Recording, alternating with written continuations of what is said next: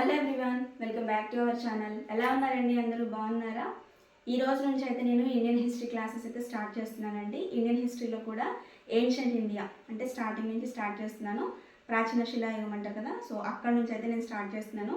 గ్రూప్స్కి అలాగే యూపీఎస్సీకి ప్రిపేర్ అయ్యే వాళ్ళకి కూడా యూస్ఫుల్ అవుతుంది. బిగినర్స్ ఉంటారు కదా, వాళ్ళకి బేసిక్స్ చాలా మందికి తెలిసి ఉండవు. సో అందుకనే వాళ్ళకు కూడా యూస్ఫుల్ అవుతుందని చెప్పేసి నేను ఏన్షియంట్ ఇండియా నుంచి అయితే స్టార్ట్ చేస్తున్నాను.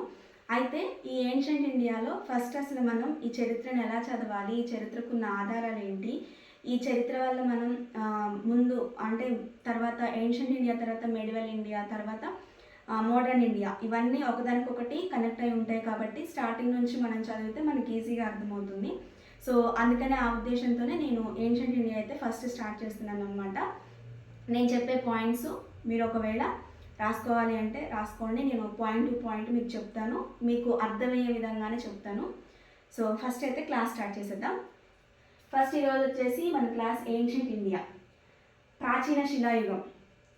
ఈ ప్రాచీన శిలాయుగంలో మనం సింధు నాగరికత, వేదయుగం, మలియుగం ఇలా ఉంటాయి కదా. సో వీటి గురించి మనం ఫస్ట్ తెలుసుకోబోతున్నాము. దానికంటే ముందు ఏన్షియంట్ ఇండియాలో ఫస్ట్ అసలు ఏంటి అనేది ఒకసారి ఏన్షియంట్ ఇండియా అంటే ఏంటి అనేది అయితే ఈరోజు ఫస్ట్ నేర్చుకున్నాము. అసలు ఏంటి హిస్టరీ, ఇండియన్ హిస్టరీ అంటున్నాము, చరిత్రకున్న ఆధారాలు ఏంటి, ఇలాంటి వాటి గురించి నేర్చుకున్నాం. ఫస్ట్ వచ్చేసి ఫస్ట్ పాయింట్ ఏంటంటే గతాన్ని అధ్యయనం చేయటం. గతాన్ని అంటే మనకి పాస్ట్లో ఏం జరిగిందో దాని గురించి మనం అధ్యయనం చేయడం.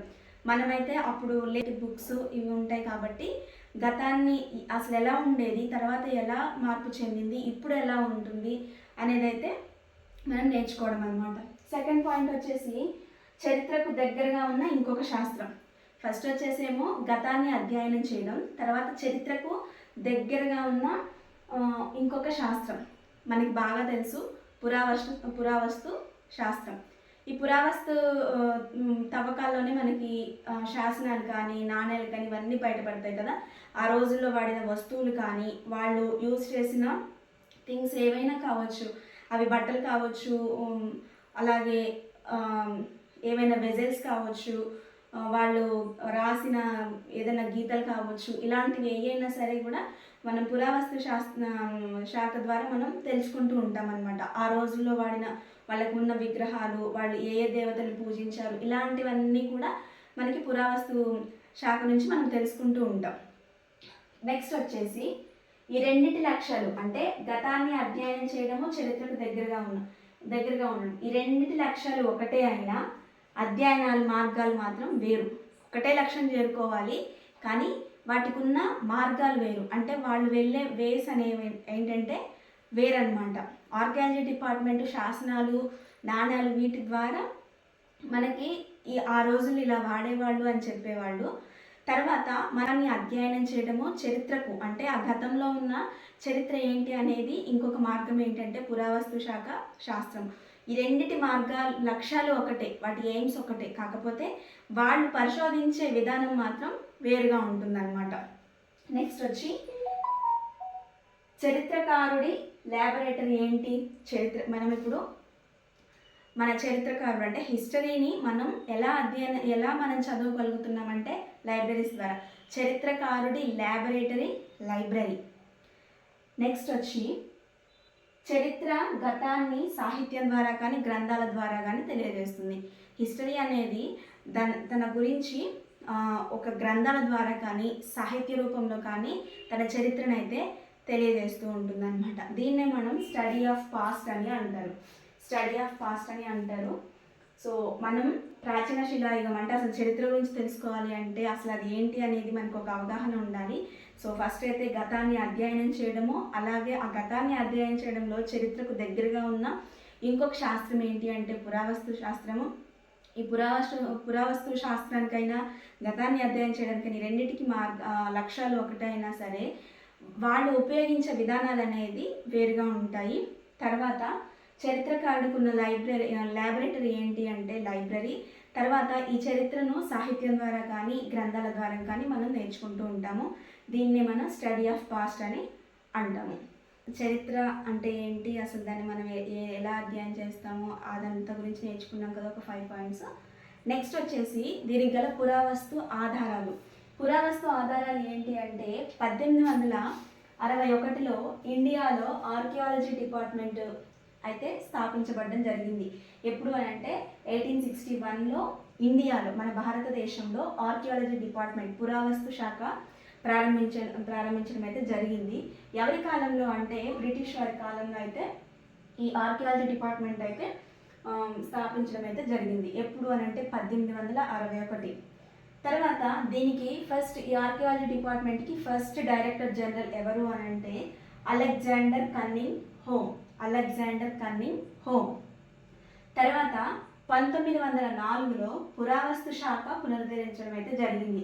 ఫస్ట్ 1861లోనేమో దీన్ని ఈ పురావస్తు శాఖను అయితే స్థాపించడం జరిగింది. ఎవరి కాలంలో అంటే బ్రిటిష్ వారి కాలంలో.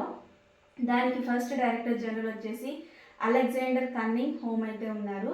తర్వాత మళ్ళీ అది మూతపడిన తర్వాత 1904లో పురావస్తు శాఖని మళ్ళీ పునరుద్ధరించడం జరిగింది. ఎవరి కాలంలో అంటే లార్డ్ కర్జన్ కాలంలో అయితే ఈ పురావస్తు శాఖను అయితే మళ్ళీ స్టార్ట్ చేశారన్నమాట, రీస్టార్ట్ చేశారు. అప్పుడున్న డైరెక్టర్ జనరల్ ఎవరు అంటే John Marshall. First director general ఏమో అలెగ్జాండర్ కన్నింగ్ హోమ్ అనమాట. సెకండ్ డైరెక్టర్ జనరల్ ఎవరు అని అంటే జాన్ మార్షల్. నెక్స్ట్ అసలు ఈ పురావస్తు ఆధారాలు మనకి ఎలా ఉంటాయి అని అంటే, ఒకటి వస్తు ఆధారాల్లాగా ఉంటాయి, 2 నాణ్యాలలాగా ఉంటాయి, 3 శాసనాల ద్వారా ఉంటాయి అన్నమాట. ఈ వస్తు ఆధారాలు అంటే వస్తువుల అవశేషాలు, నాణ్యాలంటే రాగి నాణము, ఇలా బంగారు నాణము, వెండి నాణం ఇలా ఉంటాయి కదా, సో అవి. నెక్స్ట్ వచ్చేసి శాసనాలు. ఈ శాసనాలు ఇన్స్క్రిప్షన్స్ అంటారు. ఈ శాసనాల్లో కూడా 2 ఉన్నాయన్నమాట. ఒకటేమో ప్రశస్తి, 2 దాన శాసనాలు. ప్రశస్తి అంటే ఏంటంటే రాజుగారు తన గొప్పతనం గురించి తనే కీర్తిస్తూ రాపించేదేనేమో ప్రశస్తి అంటారనమాట. దాన శాసనాలు అని అంటే ఈ శాసనాలు అనేవి అసలు గట్టి ఉపరితలంపై రాయడం. అంటే ఆ రోజుల్లో పేపర్స్ అవన్నీ లేవు కాబట్టి గట్టి ఉపరితలం అంటే రాళ్ల మీద కానీ వాటి మీద రాసే వాటిని శాసనాలు అంటారు. అవైతేనే మనకి తర్వాత తరాలకు కూడా ఇప్పుడు మనం చదువుకుంటున్నాము అంటే వాటి ద్వారానే వాటిని చదువుకొని చరిత్ర ఇలా ఉందని మనం ఇప్పుడు చరిత్ర గురించి మాట్లాడుకుంటున్నాం. అంటే ఒక గట్టి ఉపరితలంపై లిఖించబడిన దాన్ని శాసనము అంటారు. ఈ శాసనాల్లో 2 రకాలు ఉన్నాయి. ఒకటి ప్రశస్తి, 2 దాన శాసనాలు. ప్రశస్తి అనగానే మనకు గుర్తు రావాల్సింది పేరులోనే ఉంది, ప్రశస్తి, ప్రశంసించడం. రాజుగారు తన గొప్పతనం గురించి కీర్తిస్తూ తనకు తానే రాపించుకునే దాన్ని ప్రశస్తి అంటారు. ఇన్స్క్రిప్షన్స్, దాన శాసనాలు అంటే సిపిఐ అన్నాం కదా, కాపర్ ప్లేట్ ఇన్స్క్రిప్షన్స్. ఇదేంటంటే ఒక రాగి రేకుపై లిఖించడము. తర్వాత ఇతరులకు దానా చేసేటప్పుడు లిఖించబడిన వాటిని దాన శాసనాలు అని అంటారు. మళ్ళీ ఒకసారి రిపీటర్లో వస్తు ఆధారాలు, నాణ్యాలు, శిలాశాసనాలు నేర్చుకున్నాం కదా. నెక్స్ట్ వచ్చేసి శాసనాలు చదివే భాగాన్ని ఏమంటారు అంటే ఎపిగ్రఫీ. పాయింట్ గుర్తుంచుకోండి, ఎపిగ్రఫీ అంటారు. శాసనాలు చదివే భాగాన్ని ఎపిగ్రఫీ అంటారు. నెక్స్ట్ వచ్చేసి కట్టడాలు, శిల్పాలు. అంటే ఆ రోజుల్లో కట్టిన కట్టడాలు ఏవైనా కావచ్చు, భవనాలు కావచ్చు, టెంపుల్స్ కావచ్చు, వాటి నుంచి కూడా మనం చరిత్రని అధ్యయనం చేయొచ్చు. అలాగే ఆ రోజుల్లో చెక్కిన శిల్పాలు కూడా మనకి చరిత్రను అధ్యయనం చేయడానికి ఉపయోగపడతాయి. నెక్స్ట్ చరిత్రకు అసలు ఆధారాలు ఏంటి అని అంటే సాహిత్యము, గ్రంథాలు. మనం ఇందాక ఫస్ట్ చెప్పుకున్నట్టు ఈ చరిత్రని సాహిత్యం ద్వారా కానీ గ్రంథాల ద్వారా కానీ మనం అధ్యయనం చేస్తాము. ఫస్ట్ వచ్చేసి సాహిత్యం అయితే, నెక్స్ట్ వచ్చేసి గ్రంథాలు. ఈ గ్రంథాలలో ఏంటంటే ఫస్ట్ మత గ్రంథాలు, లౌకిక గ్రంథాలు, విదేశీ గ్రంథాలు. ఇందులో కూడా విదేశీ గ్రంథాలు అనేవి చాలా అమూల్యమైన ఇన్ఫర్మేషన్ అయితే మనకి అందిస్తాయి అనమాట. లౌకిక గ్రంథాలు అంటే పేరులోనే ఉంది, సెక్యులర్ లిటరేచర్ అనమాట. మత గ్రంథాలు అంటే వారి మతాన్ని గురించి చెప్పుకునే గ్రంథాలు. సో ఈ గ్రంథాలలో 3 రకాల మత గ్రంథాలు, లౌకిక గ్రంథాలు, విదేశీ గ్రంథాలు. నెక్స్ట్ వీడియో వచ్చేసి ప్రాచీన భారతదేశ చరిత్ర గురించి చెప్పుకుందాము. ఈ వీడియోలో అయితే అసలు చరిత్రకున్న ఇంపార్టెన్స్ ఏంటి అనేది అయితే ఈ వీడియోలో మనం నేర్చుకున్నాం కదా. నెక్స్ట్ వీడియో వచ్చేసి ప్రాచీన భారతదేశ చరిత్ర గురించి అయితే మనం నేర్చుకుందాము. Thank you for watching.